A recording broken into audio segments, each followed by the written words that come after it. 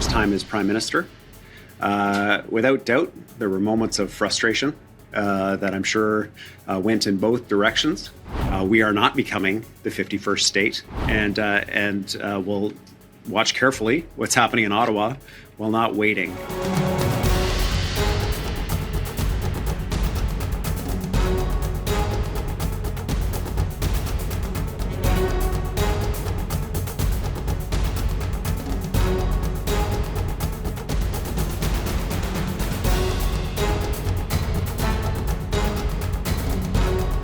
I'd like to just open by thanking Prime Minister Trudeau for his service to Canada over his time as Prime Minister. Without doubt, there were moments of frustration that I'm sure went in both directions, but we got some big things done together. Childcare, he got the country through a global pandemic, and there's a big shift for him and for his family. I want to wish them luck with their next steps. I'd also like to take a moment to address the tariff threat from the President-elect in the United States. We are continuing our work with employers, with business in the province, with Labour, bringing people together to ensure we have a unified BC response. As part of a unified Canadian response, I will be joining with the premiers this week to discuss our Council of Federation response, as well as our plan to visit Washington, D.C. To lobby the new government in the United States, as well as governors. I've also been engaging with my counterparts south of the border, as have, I know, businesses in the province. Our response will have three key components. One is to support federal government discussions and evaluations of retaliatory tariffs. One part around ensuring that our province, our economy is adapting to the new realities through expedited permitting, through necessary response work that we were already initiating in response to forestry and the impacts on that sector, as well as permitting times to make sure that we're adapting. And then finally, diversifying our trade partners, making sure that we're in a position to respond to replace U.S. customers that we may lose for our exports as a result of the tariffs. Finally, some good news today for wine drinkers in Alberta. The direct-to-consumer wine sales program that we reached agreement with Alberta on recently comes into force today.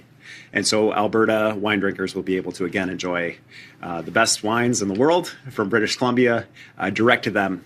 We reached an agreement to collect taxes on behalf of the Alberta government here and remit them to Alberta, and that has resolved that trade dispute.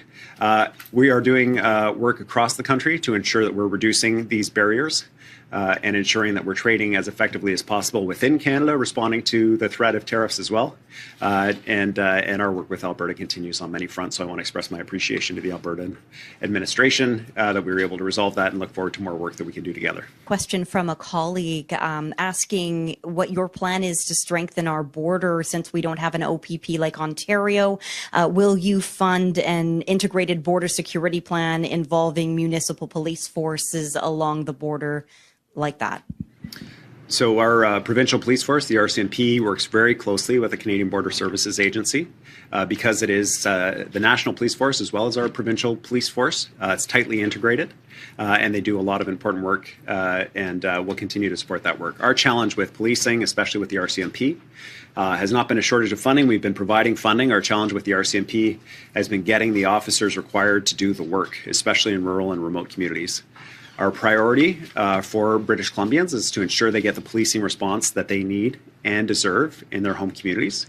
And we will support federal government initiatives along our border to ensure that it's strong, however we can, with the police that we do have. It's part of the integrated work we hope to continue to do with the federal government. And we'll be continuing those discussions even despite the Prime Minister's resignation. As you acknowledge, Trump is in office in 2 weeks. Those tariffs are threatened on day one.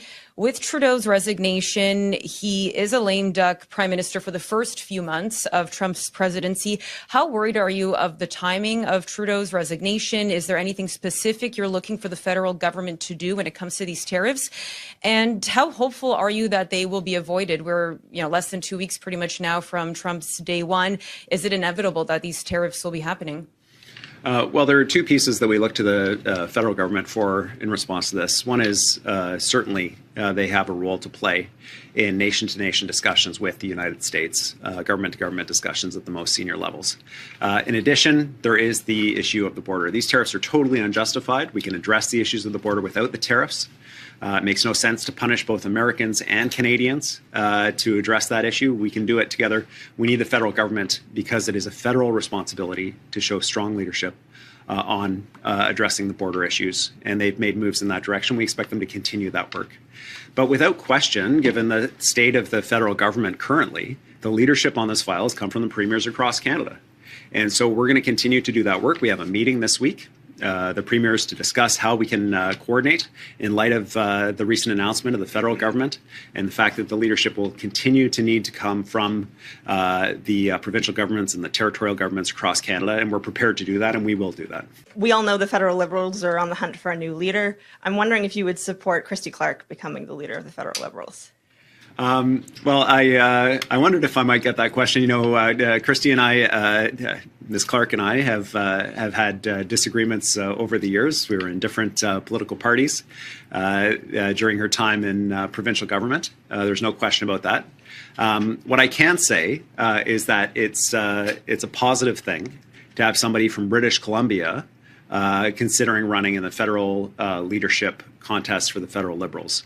One of the challenges, I think, that we've had is the focus on Ontario and Quebec to the exclusion of Western Canada and British Columbia has been a big challenge. If nothing else, Ms. Clark will bring the discussion of BC issues and a BC focus that other candidates will have to respond to. And I look forward to working with whoever is successfully elected as the leader of the federal Liberal Party. And I wish all the candidates the best of luck.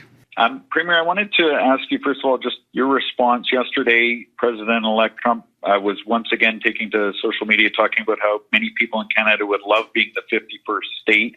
I was sort of beating that drum again. I wanted to get your reaction to this continued trolling about Canada and Canadians, and also specifically whether you plan to go to Washington, D.C. on January 20th for the inauguration. I know Danielle Smith is doing that, and I'm wondering if you're going to do the same. I'll be joining with the premiers from across Canada and heading to Washington, D.C. To make our case to decision makers in the United States that the proposed tariffs from the president-elect will mean a significant increase in prices for Americans around things like homes, especially with the additional tariffs proposed on lumber, for example, around things like energy, electricity that we export from British Columbia that helps light up the west coast of the United States. Will get significantly more expensive, passing on additional costs to both residential and commercial customers. And that Canada, including British Columbia, provides things the United States can't get anywhere else.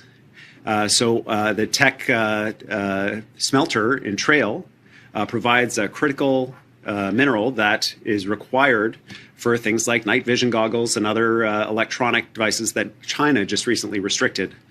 And is no longer exporting to the United States. If you don't get it from Trail and you don't get it from China, you don't get it. And so the reality is we are very closely tied and we prosper by working together. And so delivering that message is very key. Canadians are proud. I'm proud to be Canadian. We are not becoming the 51st state. And I think that one of the recognitions of both Canadians and Americans is that we are different places. We have different priorities, and yet we're good neighbors and friends, and in many cases, family. And that there's no benefit that comes from hurting both sides of the border with the proposal that's been put forward. We should be working together. Yesterday, John Rustad said that you lost your strongest ally in Ottawa, and that since Trudeau is no longer around, you can no longer point the blame to Ottawa over issues like decriminalization and crime and the carbon tax. How do you respond to that?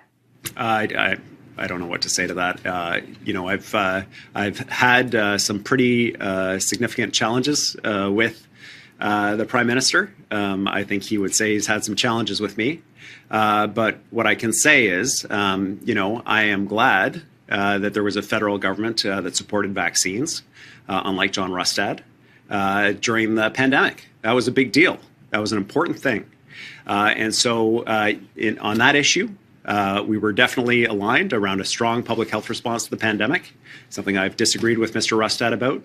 And I don't know, I think in terms of my wishes, they're for a federal government that understands BC issues, that prioritizes our province, that understands the unique nature of our province.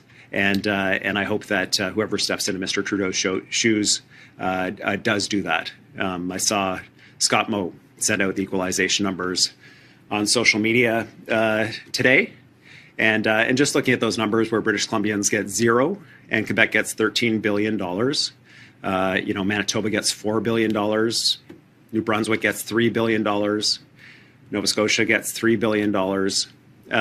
It just reminds me of the need to have a real lens on the country to recognize that British Columbia is happy to do our support and support provinces that are struggling, but we also need to see that support in return.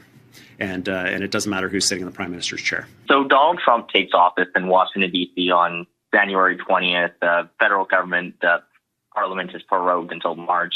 Is there any world in which you would bring back the legislature early from the February 18th start date to pass the measures if needed to shore up the economy or shore up other sectors within the province if those tariffs do come to pass?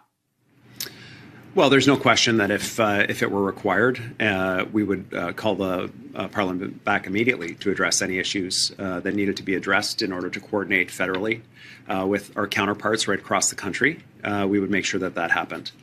So if a retaliation measure, for example, required provincial legislation, or if there were a coordinated border initiative that required provincial legislation, we wouldn't hesitate. No proposals like that have been made yet. We'll be having discussions this Wednesday with premiers from across Canada to ensure that we're coordinating. And I hope that even despite the resignation of the Prime Minister, the federal government is able to participate in meaningful ways with us moving forward. But that would never be a barrier to us addressing what needs to be addressed. This topic is kind of being beat ahead, but with the carbon tax, the next scheduled increase is April. I know you would be hoping to get a path forward from the federal government, but they are kind of distracted right now. Are you going to go ahead with the scheduled increase, or is there something else you said you would only get rid of it if the federal government gets rid of it, but is there any plan to change anything in regards to the carbon tax over the next 3 months or so? No, I've been clear on this. I'll make sure that British Columbians don't pay any additional carbon tax beyond what they're already paying, which they're struggling with. And I will make sure that the April 1st increase is netted out in some way to make sure that British Columbians don't face additional costs at this time when they can least afford it.